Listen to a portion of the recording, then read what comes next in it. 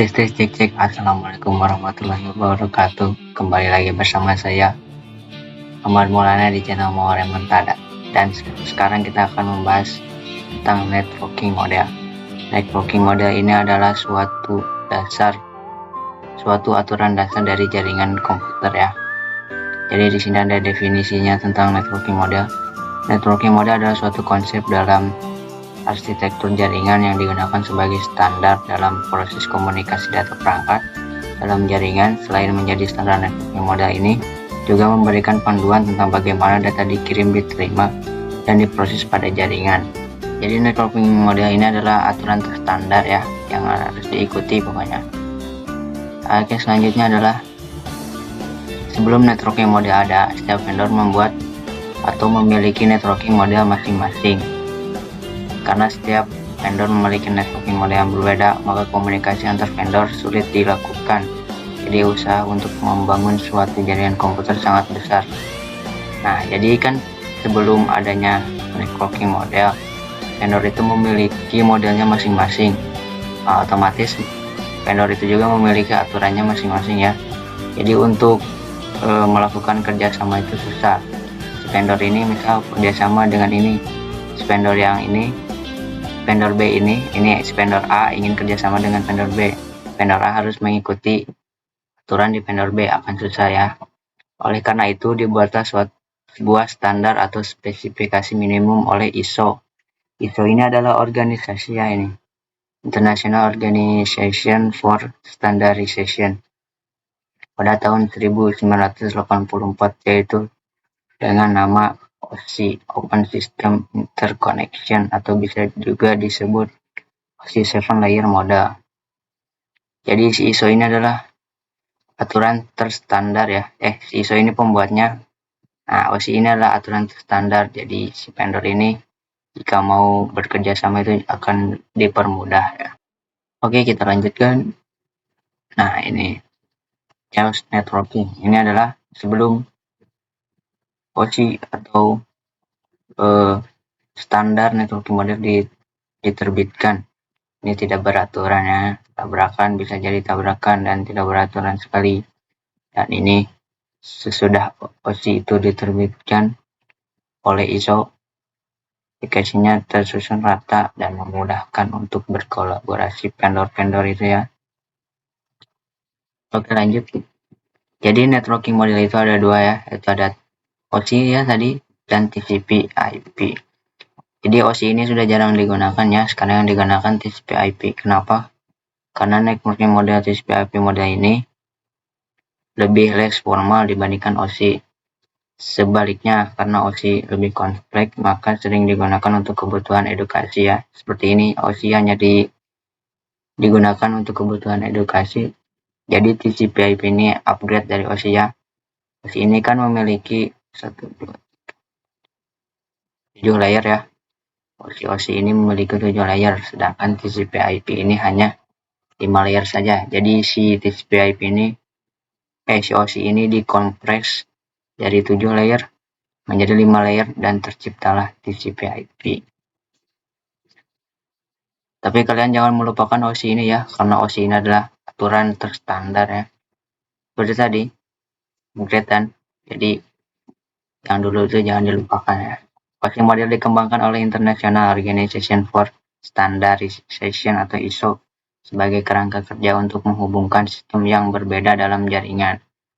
OSI model memecah proses komunikasi menjadi 7 lapisan, dari fisik hingga aplikasi, untuk memberikan standar komunikasi yang konsisten. Nah, OSI seperti itu. Jangan sampai dilupakan. TCP/IP ini hanya upgrade. Oke, kita lanjut. Kita akan membahas tentang TCP/IP lebih dalam ya. Jadi seperti yang sudah dibahas tadi, TCP/IP ini beredar dari ISO ya. TCP/IP model juga dikenal sebagai protokol internet, merupakan dasar dari jaringan internet dan didesain lebih sederhana dibanding OSI model dengan hanya 4 lapisan. Tadi kan saya bilang 5 lapisan ya. TCP/IP juga memiliki 2 model ya, yaitu ada yang 4 lapisan dan 5 lapisan. Model ini dibuat oleh US Department of Defense (DoD). Model ini menggabungkan fungsi beberapa lapisan OSI ke dalam satu lapisan yang lebih luas. Nah, jadi ya lanjut. Nah, ini cara kerja jaringan TCP/IP-nya ya. 1. Memecah data menjadi paket kecil. Cara kerjanya pertama yaitu memecah data menjadi paket-paket kecil sebelum ditransmisikan ke media lain yang disebut layer. Nah, dikirim dulu nih di sini. Jadi sebar. Jadi paket-paket kecil dipotong-potong ya. Paket dikirim melalui router. Router berfungsi untuk mengirimkan sekaligus menentukan rute pengiriman paket data. Nah, fungsi router itu ya. Paket berhasil dikirim ke tujuan jika paket sudah terkirim dan sampai di alamat tujuan. Selanjutnya, layer TCP/IP akan menjalankan tugas yang masing-masing mulai dari penerjemah sinyal menjadi data hingga akhirnya disusun di sebuah file utuh. Jadi mungkin cara kerjanya begini ya. Set, terus di data menjadi paket-paket kecil, memecah, set melalui router ini sebagai rutenya, dikumpulkan lagi dan dirakit lagi kayak Gundam, lalu dikirim. Jadi nggak dikirim mentah-mentah ya. Mungkin gitu cara kerjanya. Jika baca dari sini ya. Oke, selanjutnya, ya ini struktur OSI dan TCP/IP FS ini versus peer. Nah, kan TCP/IP-nya ada 2, ini 4 layer dan ini 5 layer. Jadi apa yang membedakan? Jadi OSI dengan TCP/IP 4 layer ini, pertama nih lihat dari atasnya, application presentation session digabung ya. Di TCP/IP hanya jadi application saja, diringkas lah. Transport masih sama, network masih sama, data dan fisikal di layer 4 masih digabung jadi satu ya, data link dan fisikal. Ini kan jarang digunakan. Nah, kita bahas yang sering digunakan saja. Jadi yang sering digunakan itu 4321 ini masih sama ya, sama OSI. Yang membedakan hanya ini aja, application presentation dan sessionnya saja ya, gabung menjadi satu. Oke, kita lanjutkan ya. Jadi kita sekarang akan bahas struktur TCP/IP model. 1. Application layer, lapisan aplikasi. Apa ini? Melayani antarmuka untuk aplikasi atau perangkat lunak untuk berkomunikasi melalui jaringan, protokol, HTTP, FTP, SMTP, dan lain-lainnya ya. Nah, TCP/IP application layer. Jadi di sini kita akan bahas HTTP-nya ya.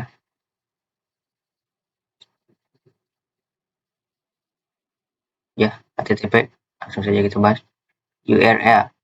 Jadi kalian nih, misalnya ini kalian entry, bisa kalian mau search YouTube ya, itu tuh harus mengirimkan URL.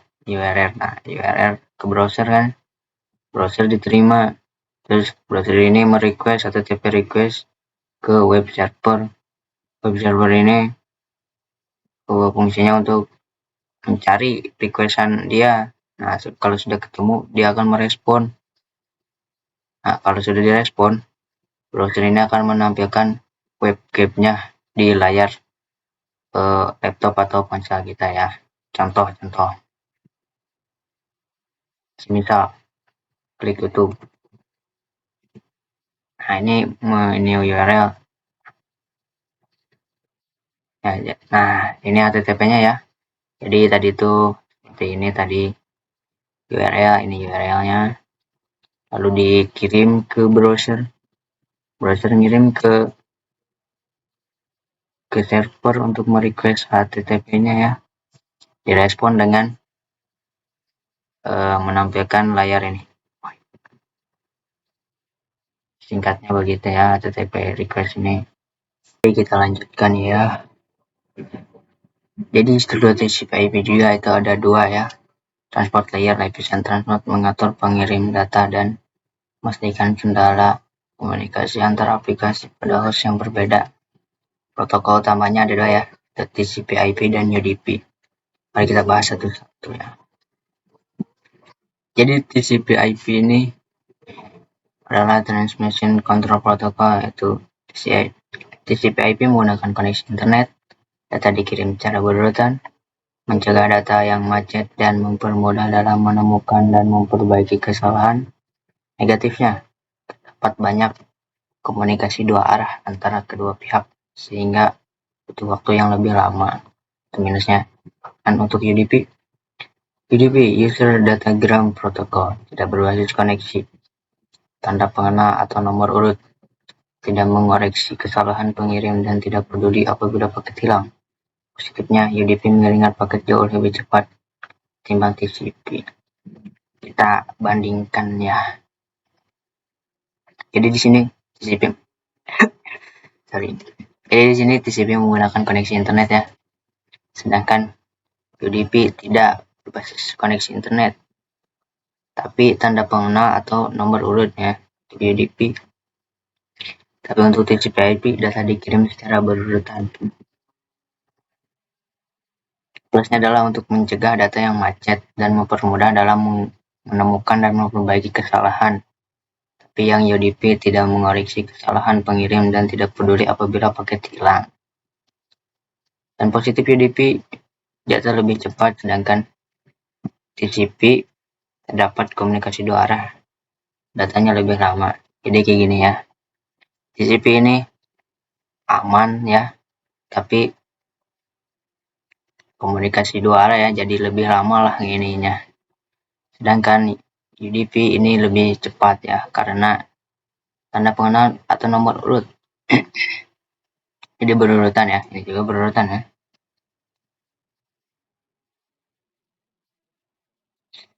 Tapi walaupun ini cepat, kekurangannya ini ya, dapat mengoreksi kesalahan pengirim. Dan bila paketnya hilang, jadi TCP/IP ini lebih secure daripada UDP ini. Lanjut ke fungsi utama TCP/IP model. TCP/IP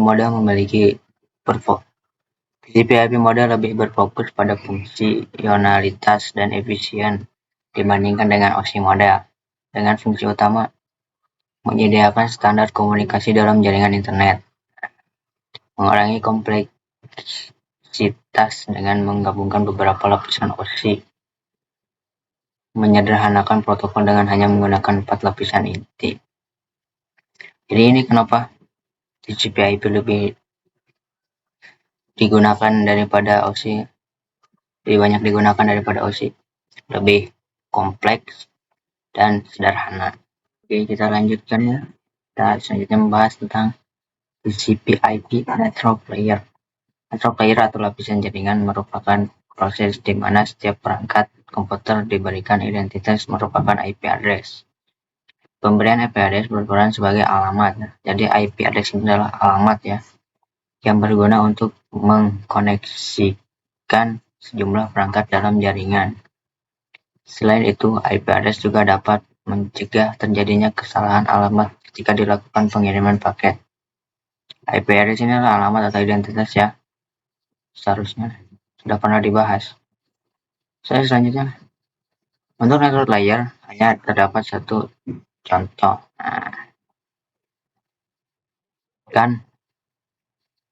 Struktur TCP application layer itu ada banyak ya, ada TCP, FTP, SMTP dan lain-lain. Transport layer itu ada dua, TCP dan UDP. Sedangkan network layer itu hanya ada satu contoh ya, yaitu IP address. IP menyediakan dua fitur yang sangat penting, yaitu addressing dan routing, yang dimana berfungsi untuk menangani konektivitas dan pemilihan jalur. Nah, addressing ini adalah untuk konektivitasnya, dan routing itu untuk pemilihan jalur. Jadi si routing ini memilih jalur yang terbaik. Setiap perangkat jaringan memerlukan alamat unik di jaringan. Alamat unik ini apa alamat unik? Maksudnya alamat unik itu alamatnya berbeda-beda ya. Jika bayang namun hiji mah ya. Soalnya namun hiji mah gitu bisa tabrakan alamatnya. Jadi semisal alamat si hiji sarua ngirim paket ya, tukang paket dikirimnya salah. Rodet pokoknya mah. Jadi kudu beda ya. Kita akan bahas nih routing jalur yang terbaik itu kayak gimana, langsung saja kita ke web kesayangan Pinterest.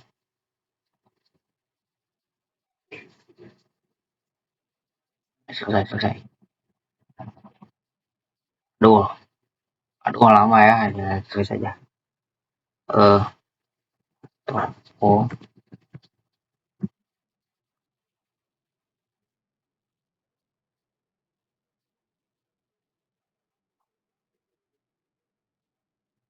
yang mana ya?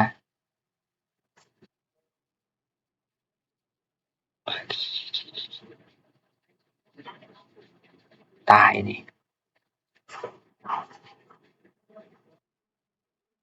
Nah, semisal begini. Laptop 0 ini mau mengirim paket ke laptop 8.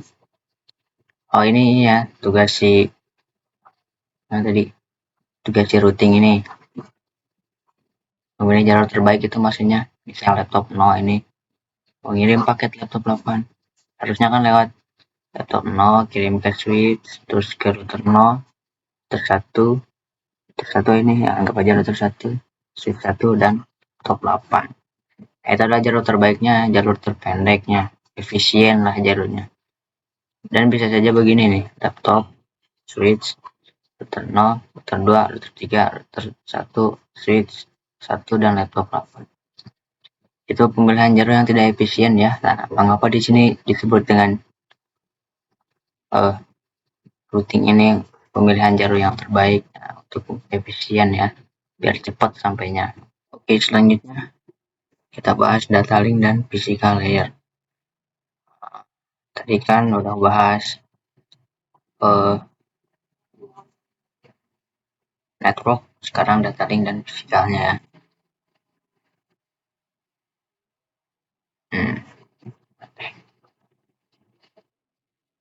Data link mendefinisikan protokol yang dibutuhkan pada physical layer. Salah satu fitur pada data link layer ialah VCS, Frame Check Sequence, yaitu Error Detection Mechanism, hanya mendeteksi error tanpa recovery. Nah, apa ini salah satu fiturnya? Jadi si data link ini hanya mendeteksi error saja tanpa recovery, hanya mendeteksi error tanpa perbaikan ya. Beda dengan ini, mencegah data macet dan mempermudah perbaikan kesalahan ya. Menemukan perbaikan itu diperbaiki, sedangkan si data link ini hanya mendeteksi saja, tidak memperbaiki. Lalu ada addressing yang digunakan pada data link layer adalah MAC address. MAC address ini hampir sama seperti IP ya, tapi tidak sama. Jadi IP address itu kan alamat ya. MAC address ini adalah kayak nama ya gitu. Pernah dibahas juga di video sebelumnya ya. Physical layer, selanjutnya ada physical layer mendefinisikan cabling pada suatu jaringan komputer, mendefinisikan secara fisik apa yang digunakan untuk menghubungkan antar device. Physical layer ini adalah fisik device-nya yang digunakan untuk menghubungkan antar device. Fisik itu real device-nya lah.